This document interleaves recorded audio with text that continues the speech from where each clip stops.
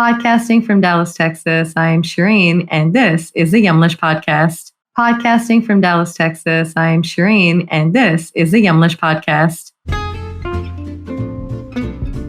Yumlish is working to empower you to take charge of your health through diet and exercise and reduce the risk of chronic conditions like type 2 diabetes and heart disease. Through amplifying the voices of healthcare professionals, educators, and communities, we hope to share a unique perspective and a culturally relevant approach to managing these chronic conditions with you each week.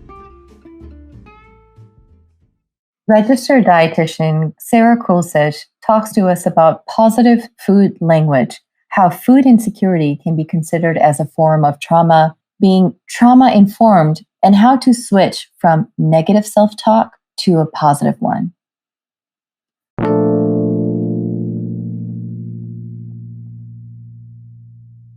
Registered Dietitian Sarah Crulcich is dietitian and health promotion coordinator at the Houston Food Bank, where she addresses policy, systems, and environmental change strategies. She is the Houston ambassador of Diversify Dietetics and was the 2019-2020 Texas Academy Southeast Region recognized Young Dietitian of the Year. Hi, Sarah. Welcome. Hi, Shireen. Thank you for having me. An absolute pleasure. Sarah, so jumping right in, what brought you to a career as a registered dietitian? And within that, what specifically led you to your beliefs on positive food language and health disparities that we'll be discussing on this episode? I bounced around different areas of study in college, and ultimately I graduated with a degree in behavioral neuroscience because I wanted to help people who had eating disorders or disordered eating. And so nutrition was always important to me, but I couldn't quite understand why, as well as many others, seemed to have bad relationships with food. And why were there thoughts that, one body was a bad body just because it didn't look like the way someone else's did. So I remember knowing what was on my plate, or it was my pyramid back then, but I just didn't know. I just didn't follow it. And so I knew there had to be more to it than just having the knowledge of what the recommendations were. My passion for wanting to make the environment and policies more fair for different communities to make their own food choices is what led me to public health. And so next thing you know I'm at the Houston Food Bank, where I address food insecurity every day. And I really can't imagine what my life would be like if I hadn't found an organization that is so strongly mission and vision driven. Lovely. So let's understand what positive food language is and what outcomes are typically associated with positive self-talk around food. So I want everyone to have a good relationship with food. It's something that is very intrinsically tied to our culture, our social norms, and our emotions. And it's one of those very basic things that we need to sustain life. And so to me, that means that we're removing fear of eating foods. We're giving ourselves permission to have food and enjoy it, including those that are unique to our own culture, and having the mindset that all food is nourishing in different ways. So part of having that relationship is showing self-compassion to ourselves by reframing negative self-talk and using more positive language when it comes to food and our body. That's great. So talking of health promotion initiatives, in fact, we did a recent Facebook Live event, and over there we mentioned that the positive food language really encourages a healthy relationship with food. How does that play into weight management? That's a really good question. And first, let me say that weight management is something that's outside the scope of what we do at the Houston Food Bank. So this is just me talking. Having a good relationship with food is not about weight. And I would argue that the way we talk about weight is often what drives a poor relationship with food. Two people of a similar background can eat the same amount of calories, from the same kinds of foods, exercise the same way, and end up at two different weights and have completely different bodies. And this could be a whole separate podcast episode on itself, but I would be remiss if I didn't acknowledge the roots of how we talk about weight and how that may play into fat phobia, which can be traced back to the roots in the transatlantic slave trade. And so I'll put a short plug in for a book called Fearing the Black Body. That it's something that I've been able to read and have found a wealth of knowledge in that. Interesting. Earlier, when you mentioned food insecurity can really be considered as a form of trauma. Can you speak a little bit more about that? Yeah, let's first consider that trauma relates to toxic stress. And toxic stress has an impact on our immune system, our metabolic regulations, cardiovascular system. For children, it can really impact their development, including brain development. And there's growing evidence that food insecurity is associated with trauma and adverse childhood experiences, sometimes called ACEs. And so those experiencing food insecurity may also be experiencing these other traumas, depression, anxiety, post-traumatic stress disorder. There's even a correlation between food insecurity and exposure to violence among children. So kind of picture someone barely making ends meet and one life alteration happens. And then suddenly you have to choose between paying utility bills or going grocery shopping. And then consider that food is a basic human right. And in our country, as great as it is, we cannot guarantee that every person will receive enough food to be food secure, which is something that I still struggle to wrap my head around every day. So it's critically important that our policies, our programs, and that we as individuals are trauma informed when addressing food insecurity. Now, part of being trauma informed is using more compassionate language. So really bridging to that positive food language here. What impact does negative dialogue then have on health outcomes?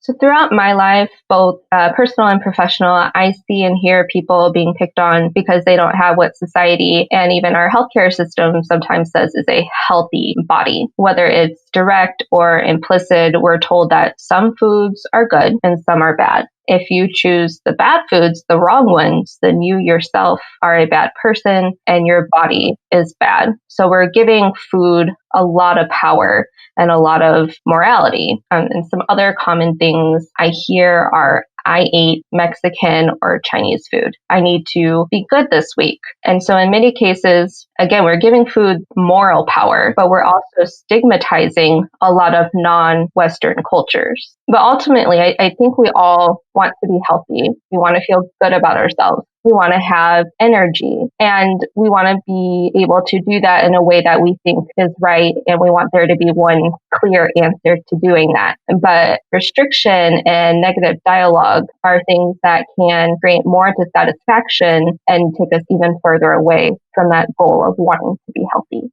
How do you feel individuals can shift self-talk, and not only individuals, but also healthcare practitioners talking to their patients? So how can that shift happen to focus more on health promotion behaviors rather than what you just mentioned, the negative sort of what they should not be doing and what they should stop doing? How can that shift? And can you provide examples of some common negative language that can be turned into more positive ones? So I'll start with healthcare professionals. I think as healthcare professionals, we can use more compassionate language. We can be more mindful not to use scare tactics or language that might stigmatize certain types of foods or the way someone's body is. So one example I use is that we know in the food banking world that parents may purchase more affordable, low-cost foods for their children, and that those types of foods provide some kind of coping mechanism for that trauma the child is experiencing. Sometimes we are quick to say that those are cheap foods. And when you hear the word cheap, we know that there's a negative connotation to that. So when we hear patients say, well, I was bad, or no, I'm feeding my child junk food or cheap food because it's what I can afford, I think one thing we can do is give the parents a pat on the back because they're helping their child deal with a very difficult situation, and they're recognizing that somehow they found a way to provide their child some kind of comfort in the short term. And we can talk about healthier ways or different ways to cope with what that child's going through. But in the short term, they did something that is a step in the right direction, right? So I think we can give more acknowledgement to difficult situations like that. I also think it depends on why we have negative self-talk, how long it's been going on. Is it from something like verbal abuse? So for those who have access, talking to a therapist or a counselor can be a really positive experience. But no matter where we are, I think that practicing affirmations in the mirror and simply practicing rephrasing is a really strong start. So, for example, sometimes I will hear people say, I'm eating emotionally, I feel like I've lost control. And so, a way to rephrase that is to think to yourself, I need to eat whether I'm happy, I'm sad, I'm excited, or I'm nervous. My body needs food today. So, eating because you're feeling a certain way does not mean that you've lost control.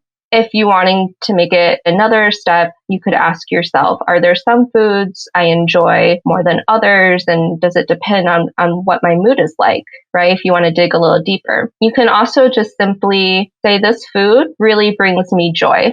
I was just in a lunch meeting and I told everyone, like, I'm really enjoying my lunch today. I'm really into the meal that I have. And I think that it's good to practice that and to let everyone know that it's okay to be excited about food. Other ways, it doesn't have to be just about food. I think as a general example of, let's say, just wanting to promote someone being more active and have joyful movement. I think sometimes we get caught up and can go from 0 miles per hour to 100 miles per hour, right? And then we get burnt out kind of quickly when we're picking up, when we're trying to run or work in some other activities. And so sometimes someone might hear themselves say, I'm just too tired to keep up right now. You can reframe that and say, hey, I'm doing a really good job at learning when I need rest and pacing myself. And when you're doing well, you can also just say, hey, I really appreciate what I was able to do, what my body was able to do today on my hike or on my walk or whatever type of joyful movement you're having. Interesting. What small, simple steps do you feel like our listeners, listening to us today, can use to start implementing positive food talk? I think of it as an act of self-care and giving yourself compassion, which we all deserve. Do it often, just like washing your hands. For example, next time you catch yourself saying, I can't have this food, approach it with curiosity. Why am I telling myself I can't have this food? What would happen if I did have this food? And kind of go through those in your head, and that might start to change the way that you think about food. Also, one of my favorite dietitians on social media is your Latina nutritionist, and I found that she really empowers others to release that guilt around food, especially when it comes to foods that are outside of Western or European culture. What would you say to someone who is working on their relationship with food and has a family or friend repeatedly making negative food comments that is deterring their progress? What would you say to that? There's no one approach to that, and it is a very real problem. If you can show vulnerability, have a private conversation about how those words may be triggering and be able to provide specific examples. And you can approach with curiosity, like, why did you say that? Or why do you feel that way about that specific food that they're talking about? And ask yourself, and you can have this conversation and say this if you are talking to an individual, who's going to have a better relationship with food because of you and the type of language that we use. Mm-hmm. So with that, Sarah, we're toward the end of this episode. I would love for listeners to learn more about how they can connect with you and learn about your work. Absolutely. So they can find me on LinkedIn, and they can also follow the Houston Food Bank on Facebook, Instagram, and Twitter. Awesome. All right. So with that, Sarah, thank you so very much for your time on this podcast episode today. I think there was lots of tidbits of information here. And the previous point that you made that, you deserve compassion. I think that is so strong. Thank you so much for teaching us about positive food language. With that, I would like to ask listeners, what type of language do you usually find yourselves surrounded by when it comes to food? Is it positive? Is it negative? Is it neutral? Let us know. So follow us on Facebook, follow us on Instagram, answer our polls there. Tell us what you think. And are there individuals in your life who you notice often use sort of that negative food language? So tell us, again, don't have to tag that person, but definitely tell us if there are people like that in your life. So with that, Sarah, thank you so very much again. Really appreciate your time. Thank you. Okay, great. Thanks for having me. We hope you enjoyed this week's episode. Before we go, we want to share a short clip from next week's episode.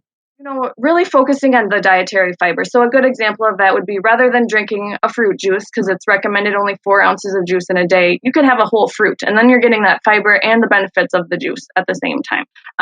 Choosing, and the recommendations, the guidelines do say to have at least half of your grains be whole grains. Well, I would recommend pushing that to try to make all your grains whole grains.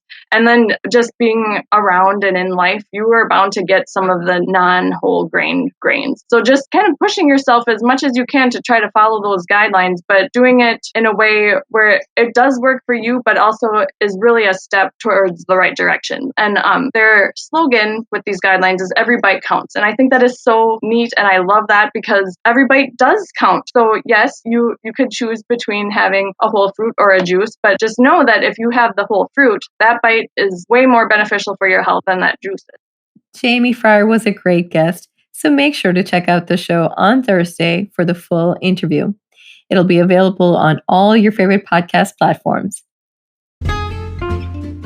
Thank you for listening to the Yumlish podcast. Make sure to follow us on social media at Yumlish_ on Instagram and Twitter, and at Yumlish on Facebook and LinkedIn for tips about managing your diabetes or other chronic conditions. You can also visit our website, yumlish.com, for even more information and to get involved with all of the exciting opportunities Yumlish has to offer. All of the links are in the show notes below, so please don't hesitate to check us out. If you like this week's show, make sure to subscribe to the Yumlish podcast, give us a like, comment, or a 5-star review, and share us with a friend. This is Shireen signing off. Thank you again, and we'll see you next time.